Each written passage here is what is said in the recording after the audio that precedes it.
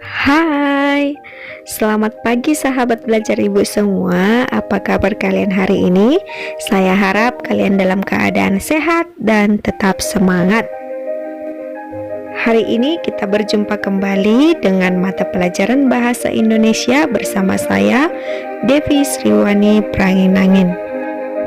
Oke anak-anak, silakan disimak video pembelajarannya ya.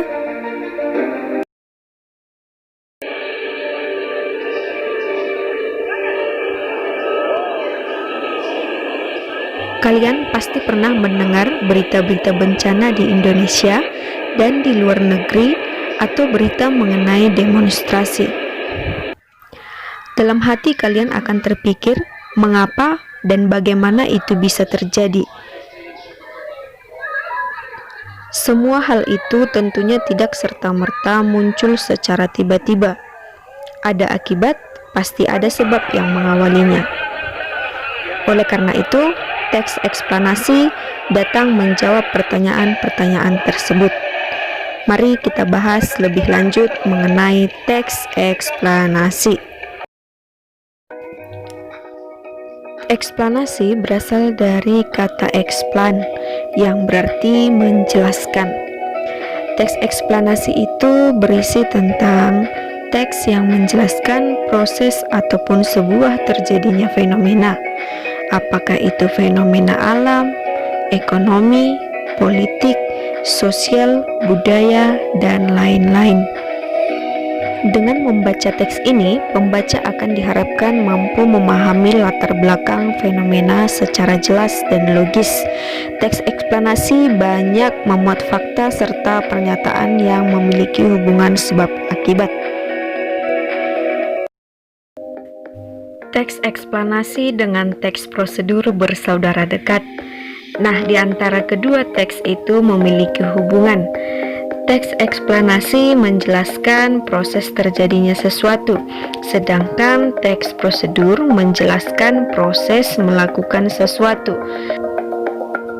Dalam peristiwa atau fenomena selalu ada dua hal atau lebih yang saling berhubungan, saling mempengaruhi, menunjukkan hubungan kausalitas atau sebab akibat. Hubungan-hubungan antar aspek inilah yang penting untuk dijelaskan dalam teks eksplanasi. Sebagai contoh, ketika kita berolahraga akan mengeluarkan cairan dari dalam tubuh. Kehilangan banyak cairan akan membuat tubuh merasa dehidrasi. Akibatnya, kita akan merasa haus dan membutuhkan air untuk diminum. Bagaimana anak-anak? Kalian sudah paham kan apa yang dimaksud dengan teks eksplanasi? Oke, kita lanjut ke bagian ciri-ciri. Ciri teks eksplanasi yang pertama adalah memiliki dua pertanyaan yang harus dijawab, yaitu mengapa dan bagaimana.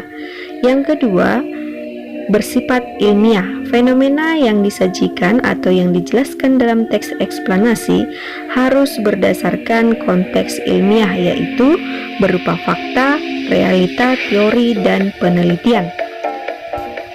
Yang ketiga, bersifat logis. Penjelasan fenomena dalam teks eksplanasi harus bersifat logis dan teoritis. Dan yang terakhir adalah bersifat objektif. Penjelasan yang diberikan dalam teks eksplanasi dapat disertai oleh argumen, tetapi argumen tersebut harus bersifat netral yang berfungsi untuk menjelaskan sehingga dapat dijadikan rujukan yang valid.